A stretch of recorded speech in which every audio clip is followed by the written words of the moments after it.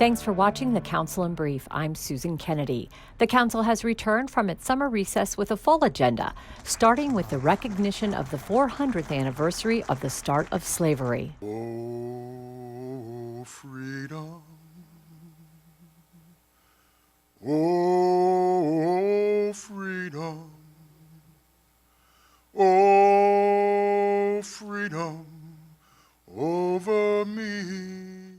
In Port Comfort, present-day Hampton, Virginia, some 20 and odd Negroes, as was they referred to in the manifest, arrived on the shores and formally began the documented history of over 12.5 million Africans brought to this country and to South America and the Caribbean in a brutal form of chattel slavery that required, to be successful, the dehumanization of black people because of their skin. Commemoration is not a celebration. It's a marking of an important moment in history that means so much to so many, both now and for our future. The city ships were able to hold a number of pieces of cargo because that's what the Africans were considered as cargo. They also said that when they stacked them feet to feet and head to head and arm to arm, you could smell a stench that one could barely imagine. They said then that they were especially interested in the children, because when you store cargo, space is at a premium. And so you can get a whole lot of children in a very small space.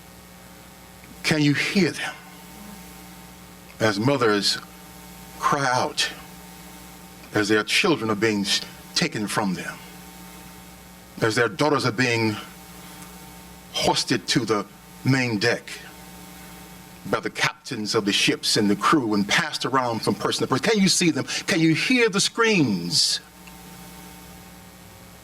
that are part of this passage? Some 12.5 million of you have heard made that journey, but even more never made it to the ships because they sought to die or fight or simply perish on the way to the ships and to the shores. Can you see them? Can you hear them? This past June and July were two of the hottest months on record here in Montgomery County, and dozens of Montgomery County renters lived through those months without air conditioning. Now, a new bill proposed by Councilmember Tom Hucker would require AC for all rental units in the county. This groundbreaking bill, first in the region, simply requires working AC in every rental unit in Montgomery County. It requires indoor temperatures that don't exceed 80 degrees between May 1st and September 30th. Because it was written before the advent of climate change, the Montgomery County Housing Code has no requirements for air conditioning. Currently, there are some apartments in the county without AC, but there are also buildings where owners are negligent with the upkeep of those systems. Last year, 28 Marylanders died of heat-related illness. That the effects of excessive heat conditions and respiratory illnesses or chronic diseases can increase hospital admissions, disease management, and increased health care costs. I just got out of the hospital. I have heart problems. And being in a hot place like that, and no air conditioning, and you have no, and the landlord do not have to give it to us, we need a bill like that to pass. Well, that does it for this edition of the Council in Brief. For County Cable Montgomery, I'm Susan Kenedy.